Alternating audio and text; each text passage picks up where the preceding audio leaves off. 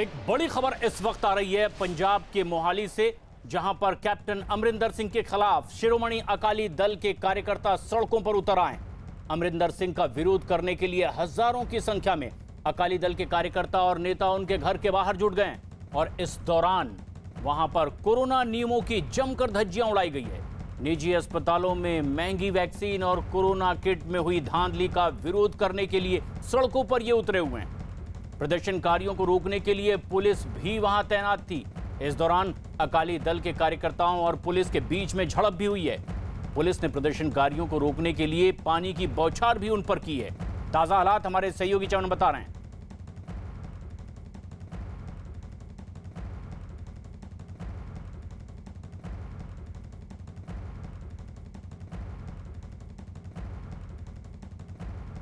ये तस्वीर इस वक्त आप देख रहे हैं पंजाब के मोहाली से, जहां पर शिरोमणि अकाली दल के कार्यकर्ता अपने नेताओं की अगुवाई में सड़क पर उतरे हुए हैं।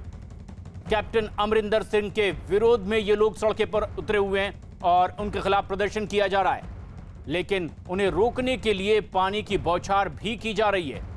कई बैरिकेडिंग के अलग अलग रास्ते में रोककर इन्हें आगे बढ़ने से रोकने की कोशिश।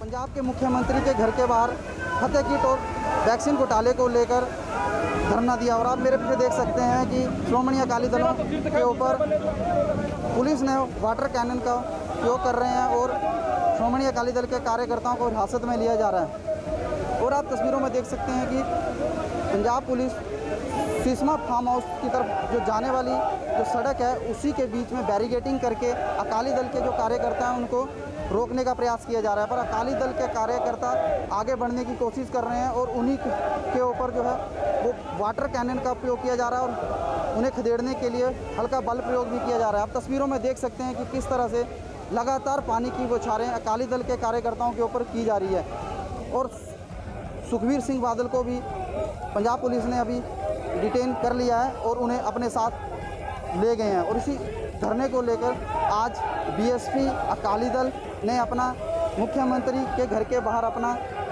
जो है रोष प्रदर्शन दिखाया और उसके बाद अकाली दल के कार्यकर्ता जो Sisma farm house captain Amarinder Singh का है उसकी तरफ आगे बढ़े। सिस्मा फार्म हाउस के लिए यही वो सड़क है जो आगे जा रही है और पुलिस जो है वो उन्हें जो कार्यकर्ता है पुलिस उन्हें हिरासत में करने में लगी हुई है, लेकिन अकाली दल के जो कार्यकर्ता हैं वो आगे बढ़ने की लगातार कोशिश कर रहे हैं और पुलिस उन्हें रास्ते में ही रोकने में लगे हुए हैं।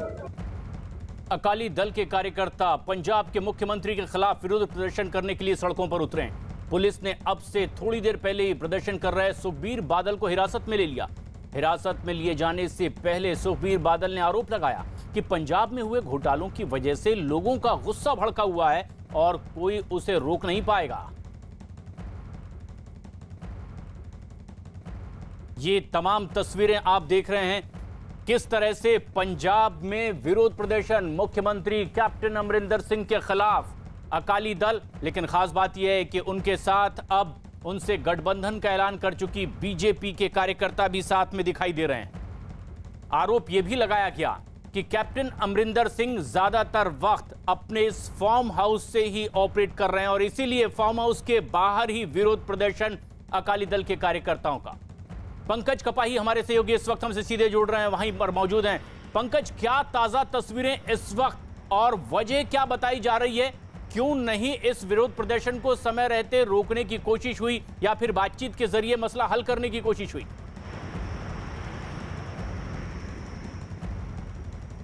देखिए, इस समय की सबसे बड़ी अपडेट दे दें कि सुखबीर सिंह बादल, बिक्रम सिंह मजीठिया और बीएसपी के पंजाब के अध्यक्ष जसबीर सिंह गढ़ी, इनको कुराली पुलिस ले जाया गया है। इनको हिरासत में पुलिस की तरफ से ले लिया गया है क्योंकि लगातार कोविड के नियमों की उल्लंघना हुई है। हमने देखा कि किस तरह से पानी की बौछारें पुलिस को करनी पड़ी। हजारों की तादाद में लगातार बैरिकेडिंग तोड़कर जो है वो कार्यकर्ता आगे बढ़ रहे थे अकाली दल के, और इसी वजह से अब कई सारे अकाली दल के लीडरों पर एफआईआर जो है वो पुलिस दर्ज करने की तैयारी कर रही है। इससे पहले एक हफ्ता पहले स्वास्थ्य मंत्री के घर का घेराव किया गया था, उस समय भी सुखबीर सिंह बादल समेत कई सारे लीडरों पर एफआईआर दर्ज हुई थी, लेकिन अकाली दल का कहना था कि उनको डराने की कोशिश की जा रही है, वो इस तरह की एफआईआर से डरने वाले नहीं है। और अब माहौल शांत जरूर हो गया है, पुलिस ने तमाम कार्यकर्ताओं को खदेड़ दिया है, वहां से कार्यकर्ता हट गए हैं, लेकिन अब कुराली पुलिस स्टेशन की तरफ जो है वो कार्यकर्ता जाने शुरू हुए हैं कि वहां पर सुखबीर सिंह बादल और बिक्रम सिंह मजीठिया और जसबीर सिंह गढ़ी समेत अकाली दल और बीएसपी की कई सारी लीडरशिप को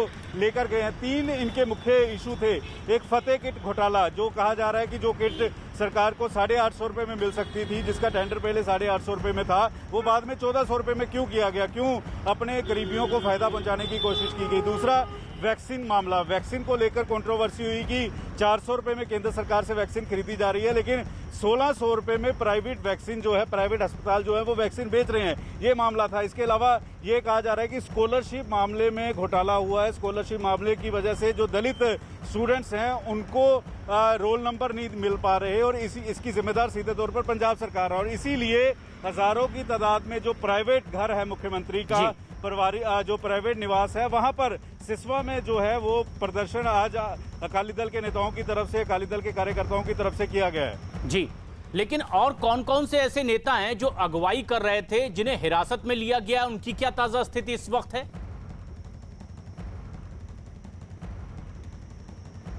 देखिए, सुखबीर सिंह बादल जो अकाली दल के अध्यक्ष हैं, इसके अलावा बीएसपी की पंजाब इकाई के जो अध्यक्ष हैं जसबीर सिंह गढ़ी, बिक्रम सिंह मजीठिया, डॉक्टर दलजीत सिंह चिम्मा और प्रेम सिंह चंदूमाजरा, इन सभी को कुराली पुलिस स्टेशन लेकर जाया गया है, और इसके साथ साथ बीएसपी के अन्य जो कार्यकर्ता हैं उनको भी जो है कुराली पुलिस स्टेशन लेकर जाया गया, हिरासत में लिया गया है। इससे पहले भी एफआईआर पुलिस ने पिछले हफ्ते दर्ज की थी, जब स्वास्थ्य मंत्री के घर का घेराव किया गया था, और अब जब मुख्यमंत्री के प्राइवेट घर की तरफ बढ़े, 3 बैरिकेडिंग तोड़ दी गई, और बिना सोशल डिस्टेंस के, बिना मास्क के हमने देखा कि किस तरह से नियमों की धज्जियां उड़ी।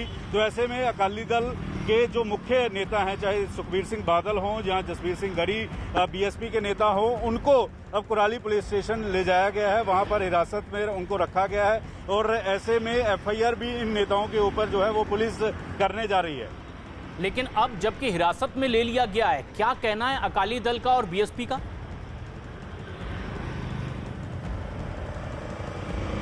देखिए, अकाली दल के नेताओं का कहना है कि वो एफआईआर से डरने वाले नहीं है। उनका कहना है कि वो स्वास्थ्य मंत्री के इस्तीफे की मांग कर रहे हैं। जब तक स्वास्थ्य मंत्री इस्तीफा नहीं देते, उनका प्रदर्शन आने वाले दिनों में भी इसी तरह से रहेगा, और इसी तरह से उनका प्रदर्शन चलता रहेगा। उनका ये कहना है कि जानबूझकर अकाली वर्करों को दबाने की कोशिश की जा रही है, और इस तरह के पर्चे जितने ज्यादा पड़ेंगे उनको उतना ज्यादा फायदा होगा, चाहे अकाली दल हो चाहे बीएसपी हो। और जब अकाली दल का बीएसपी के साथ गठबंधन हुआ तो दोनों पार्टियों ने कहीं ना कहीं अपनी ताकत भी दिखाई है कि कितने कार्यकर्ता उनके साथ हैं, कितनी मजबूती से खड़े हैं, और कार्यकर्ताओं में भी जोश भरने की कोशिश की गई है, क्योंकि अगले साल 2022 में मार्च में चुनाव होने हैं, और उससे पहले इस तरह के प्रदर्शन का आम आदमी पार्टी ने जो सरकारी निवास है मुख्यमंत्री का, वहां पर प्रदर्शन किया था। उनके जो बड़े नेता थे उनको पुलिस ने हिरासत में लिया, कुछ के खिलाफ एफआईआर भी दर्ज की गई, और आज भी अब सुखबीर सिंह बादल, बिक्रम मजीठिया कुराली पुलिस स्टेशन में मौजूद है। तो चुनाव नजदीक हैं और अब ये सियासत भी गर्माती जा रही है। उधर एक बड़ी खबर आ रही है इस वक्त लखनऊ से। समाजवादी पार्टी अध्यक्ष अखिलेश यादव ने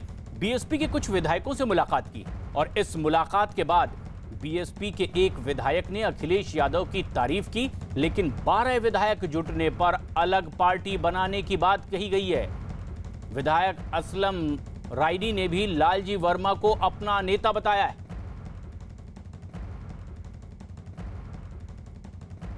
विधायक जी हमारे साथ हैं। विधायक जी, आपने हमसे बात भी की, लेकिन आपने कहा कि एक तरफ आप कह रहे हैं कि समाजवादी पार्टी से हमारी जो मुलाकात हुई काफ़ी अच्छा सम्मान मिला, तो जब सम्मान समाजवादी पार्टी दे रही तो फिर पार्टी बनाने का क्या? पार्टी नियमानुसार अगर हम लोग अपना 12 लोगों के विधायकों की दल बना लेते हैं, तो हम लोगों की विधायकों का जो एक निष्कासन होता है वो नहीं हो पाएगा। आज की डेट में अगर किसी पार्टी का मैं सदस्य बन जाता हूँ तो नियमानुसार मैं विधायक नहीं रह पाऊंगा, वो लोग फाइल शूट कर देंगे।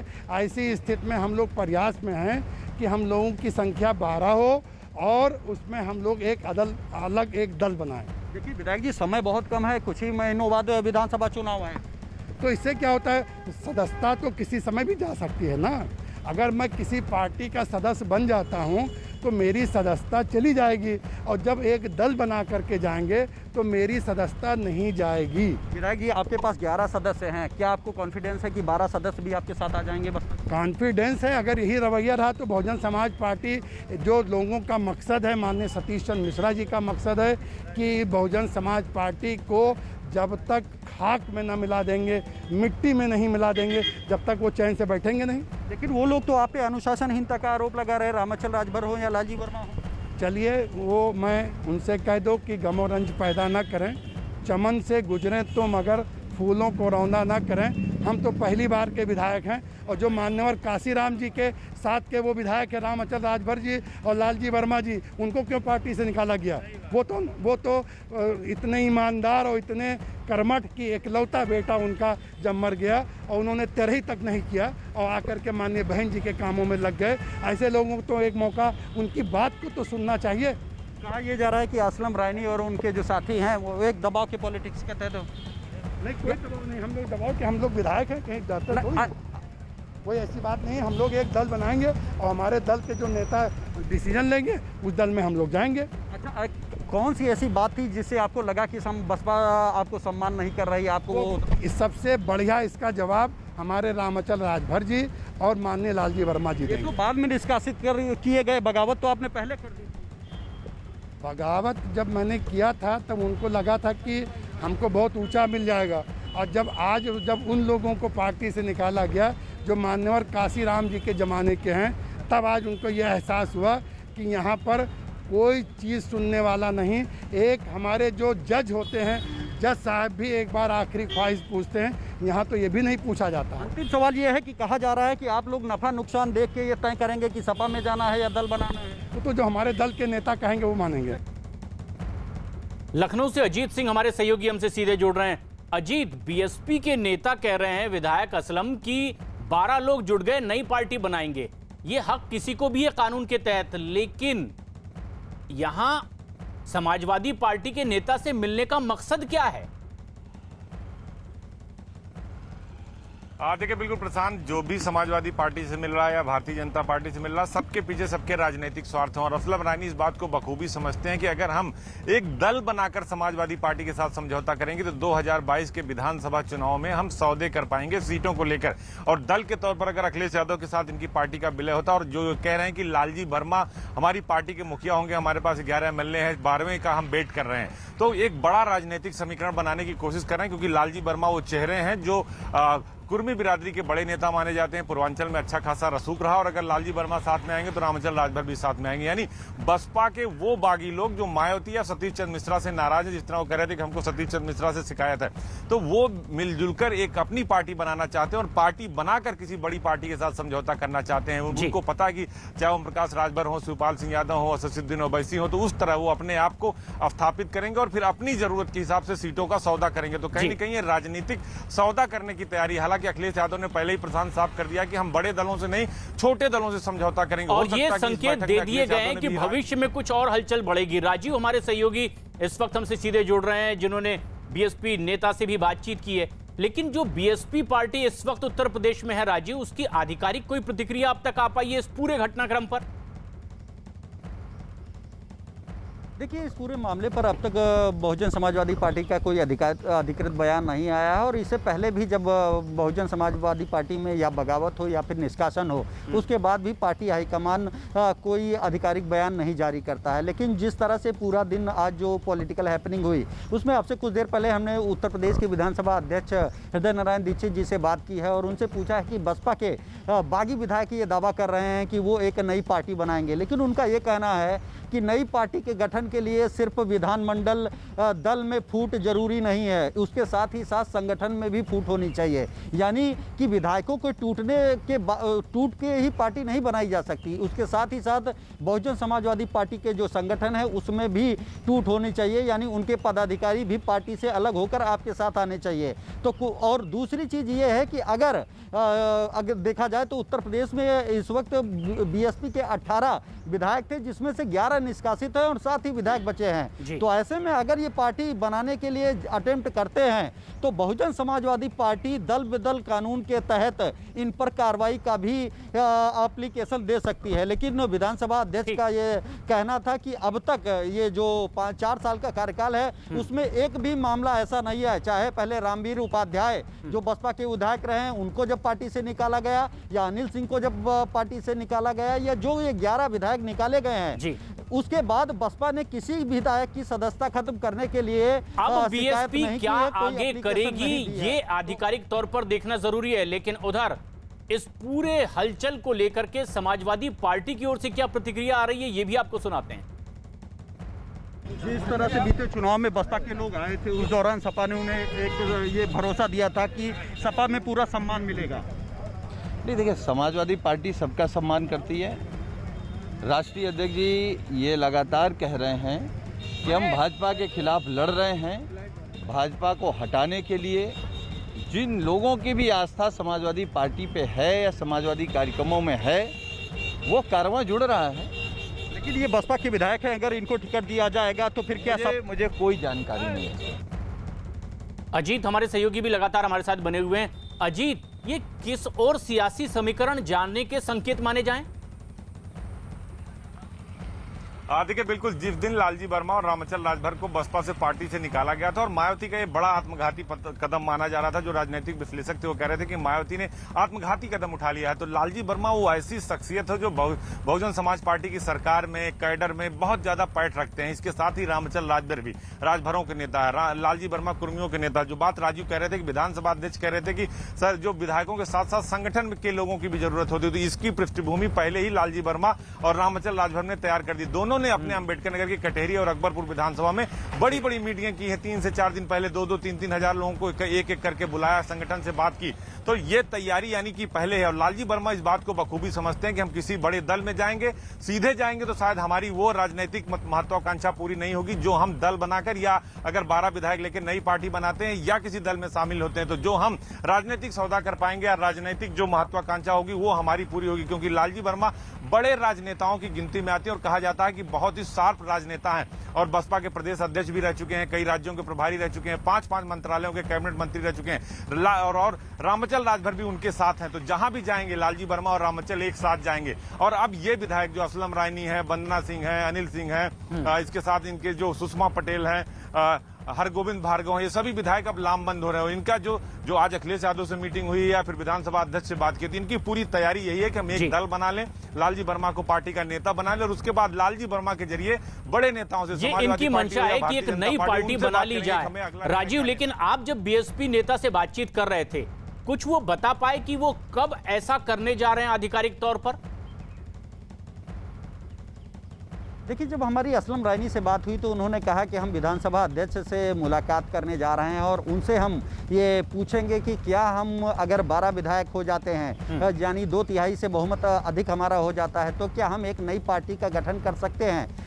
अगर ऐसा हम कर सकते होंगे, हमारे सामने कोई विकल्प होगा, तो निश्चित तौर पर हम लालजी वर्मा और रामचंद्र राजभर के नेतृत्व में एक नई पार्टी बनाएंगे। जैसा कि उत्तर प्रदेश में पहले से भी अगर देखा जाए तो एक तरफ अपना दल है तो दूसरी तरफ सुबसपा का उदाहरण है कि उनके जो विधायक हैं उनकी संख्या बहुत नहीं है, वो 7 किसी के 7 विधायक है, किसी के 5 विधायक है, लेकिन उसके बाद भी योगी सरकार में उन्हें एक बड़ा प्रतिनिधित्व मिला। एक कैबिनेट मंत्री खुद जो सुबसपा के संरक्षक थे ओपी राजभर, उनको बनाया गया, उनके बेटे को राज्य मंत्री का दर्जा दिया गया और उनके एक राष्ट्रीय प्रवक्ता को भी बनाया गया। इसी तरह अगर अपना दल की बात करें तो अनुप्रिया पटेल को केंद्र में भी मंत्री बनाया गया और उनके राजीव, यानी कुल मिलाकर कवायद यही है कि उनकी सदस्यता भी बरकरार रहे और उनका वर्चस्व भी, और इसीलिए ये तमाम समीकरण बनाए जा रहे हैं। लेकिन इस बीच एक बेहद अहम खबर, राम जन्मभूमि तीर्थ क्षेत्र ट्रस्ट पर जमीन खरीद में भ्रष्टाचार के आरोपों पर सियासत भी तेज होती जा रही है। इस बीच बड़ी खबर यह आ रही है, दिल्ली से आम आदमी पार्टी के सांसद संजय सिंह ने उनके घर पर हमले का आरोप लगाया है। संजय सिंह के मुताबिक 4-5 लोग उनके घर पर आए और उनके घर पर कालिख पोत दी गई जहां उनकी नेम प्लेट लगी। इस घटना के बाद सांसद संजय सिंह ने एक ट्वीट भी किया। उन्होंने अपने ट्वीट में लिखा है, मेरे घर पर हमला हुआ है, कान खोल कर सुन लो बीजेपी वालों, चाहे जितनी गुंडागर्दी कर लो, प्रभु श्री राम के नाम पर बनने वाले मंदिर में चंदा चोरी नहीं करने दूंगा। इसके लिए चाहे मेरी हत्या हो जाए। ये संजय सिंह जी हमारे साथ मौजूद हैं, हम इनसे बात करते हैं। सर, क्या कहना चाहेंगे? पहली बात संक्षिप्त में बताइए अपने इन आरोपों के बारे में और इस प्रकरण के बारे में। देखिए, मैं घर पे बैठा हुआ था। आप देख रहे हैं महामहिम राष्ट्रपति जी का घर यहाँ पर है 100 मीटर की दूरी पे। यहाँ तमाम माननीय सांसद रहते हैं, हाई सिक्योरिटी जोन है ये। और यहाँ पे आके ये हमला हुआ। घर में लोग घुसने की कोशिश कर रहे थे, फिर हमारे साथियों ने उनको रोका और उठा के फिर पुलिस वाले लेके गए। कल से भारतीय जनता पार्टी के लगातार सारे लीडरशिप, सारे नेता, उनके उप मुख्यमंत्री, मंत्री, कोई नेता, इसको मारो, इसको काटो, इसको जेल में डालो, इस पे मानहान करो। जिन चंदा चोरों को पकड़ के जेल में डालना चाहिए, बजाय उसके आप मुझे जेल में डालने की बात कर रहे हैं, मेरे ऊपर हमला करवाने के लिए प्रेरित कर रहे हैं।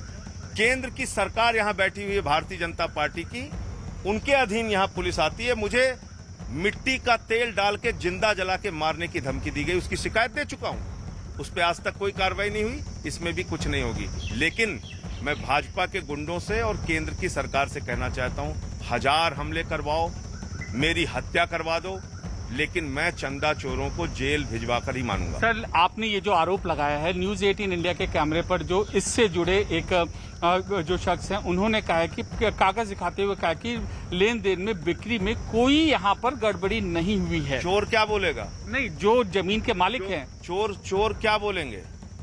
चोर क्या बोलेंगे?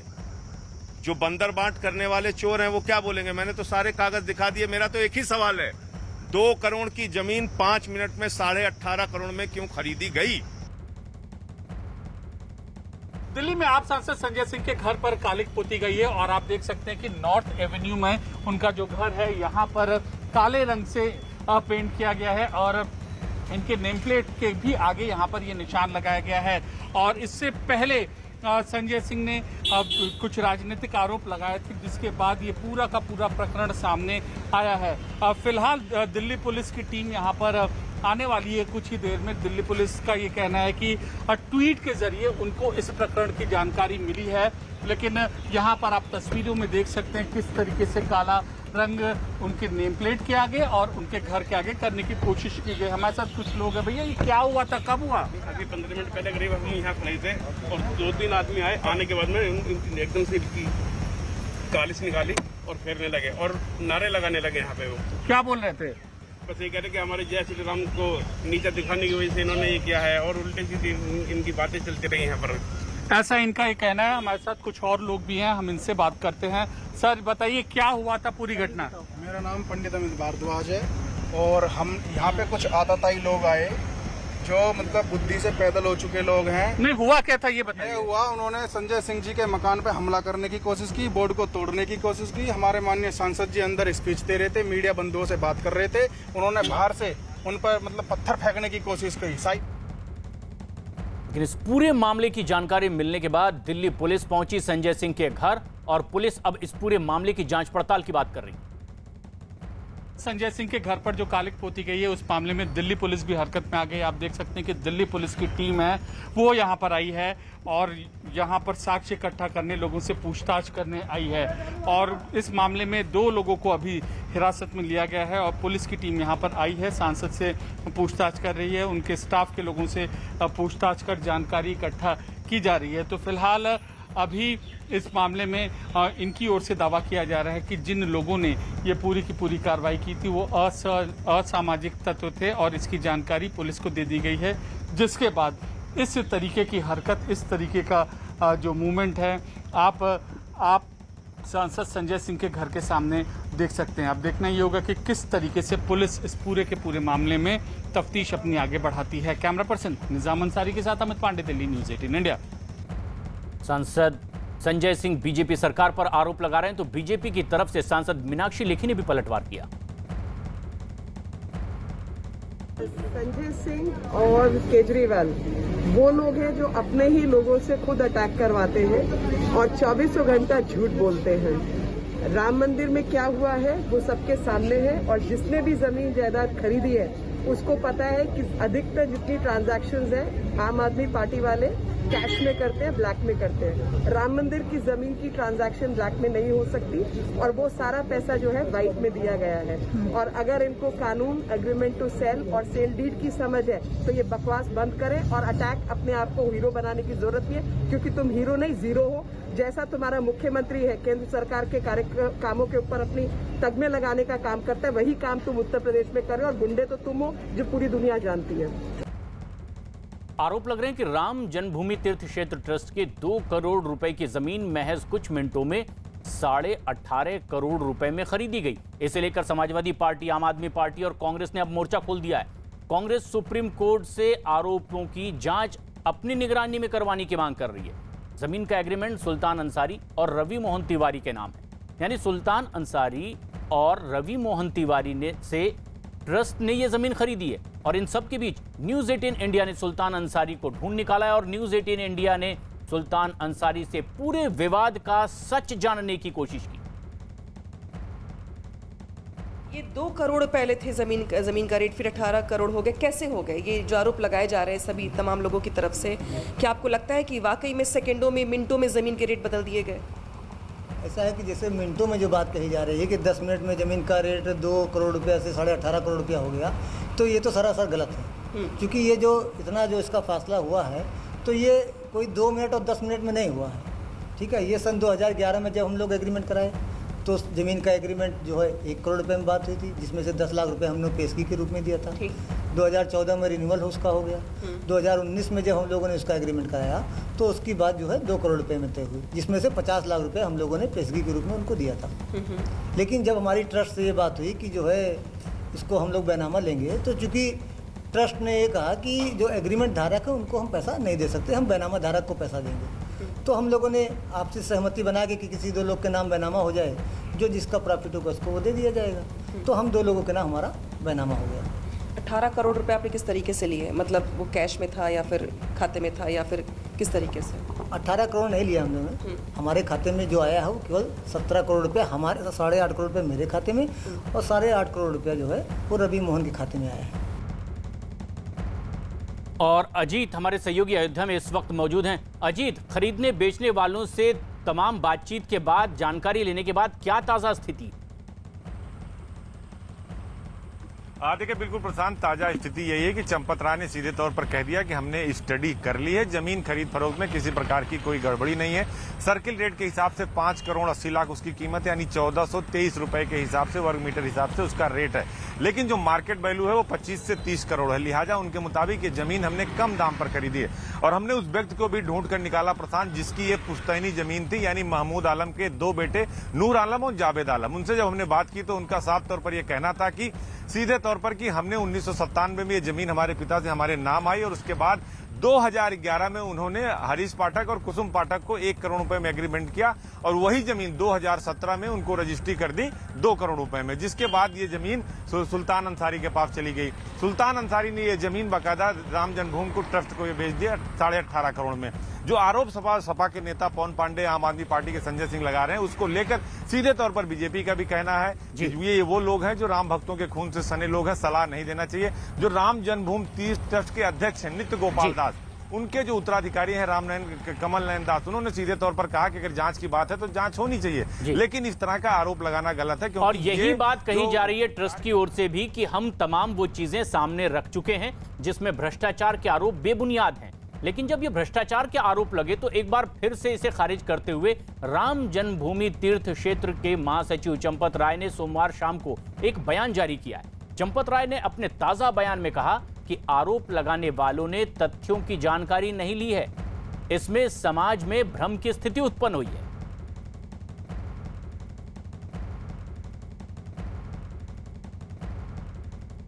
दुर्भाग्यपूर्ण ये है, आरोप लगाने वाले व्यक्तियों ने आरोप लगाने के पहले ट्रस्ट के पदाधिकारियों से किसी प्रकार की कोई संपर्क करके तथ्यों की जानकारी नहीं ली और बोल दिया। समाज को उन्होंने भ्रमित किया है, गुमराह किया है। समाज बंधुओं से मेरा निवेदन है कि हम किसी प्रकार भ्रमित ना हो, आत्मविश्वास बनाए रखें और मंदिर को अच्छे से अच्छा बनाने में समय सीमा के अंदर निर्विघ्न रूप से पूर्ण करने में सहयोग प्रदान करें। अयोध्या में श्री राम जन्मभूमि न्यास पर जमीन खरीद में भ्रष्टाचार के आरोप लगने के बीच कांग्रेस नेता राहुल गांधी ने ट्वीट किया है। राहुल गांधी ने ट्वीट करते हुए लिखा, श्री राम स्वयं न्याय हैं, सत्य हैं, धर्म हैं, उनके नाम पर धोखा अधर्म है। हैशटैग राम मंदिर घोटाला। राहुल गांधी का ये ट्वीट।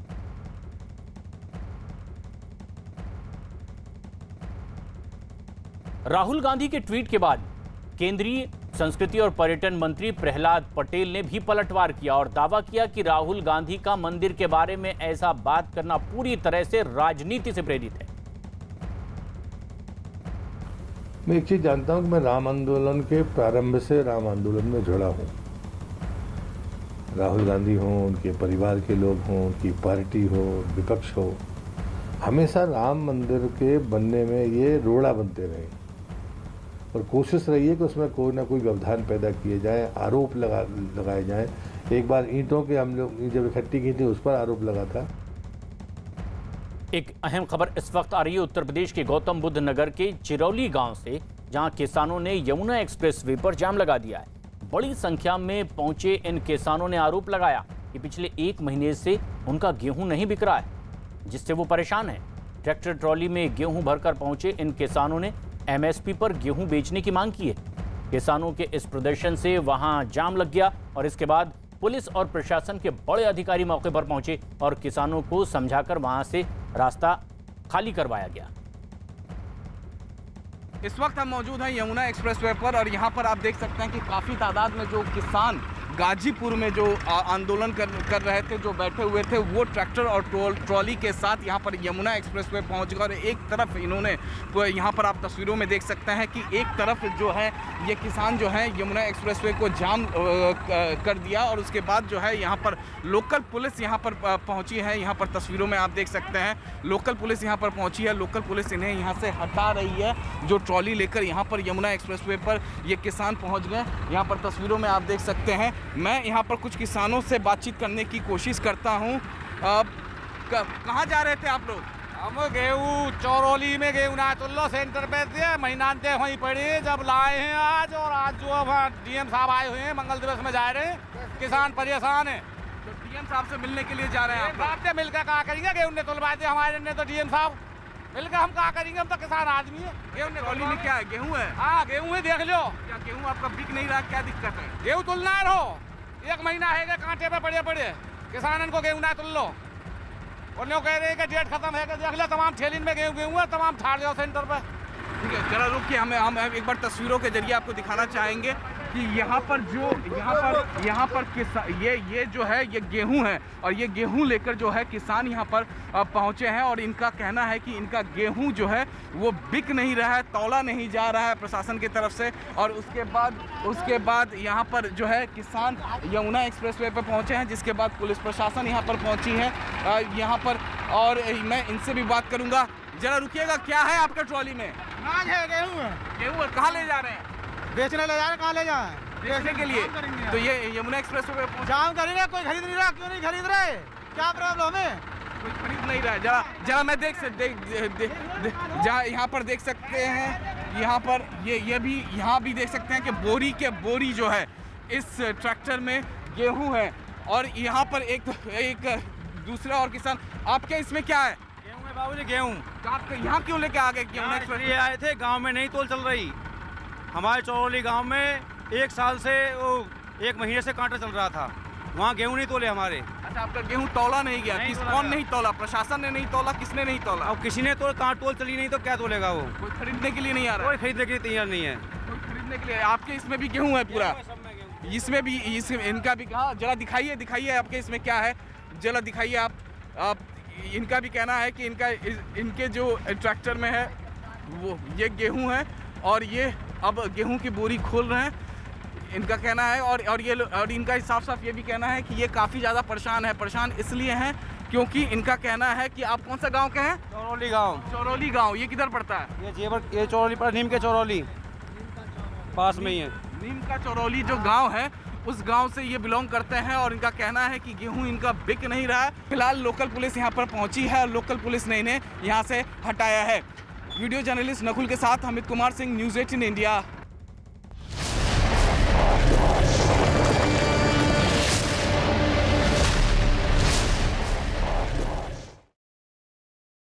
राम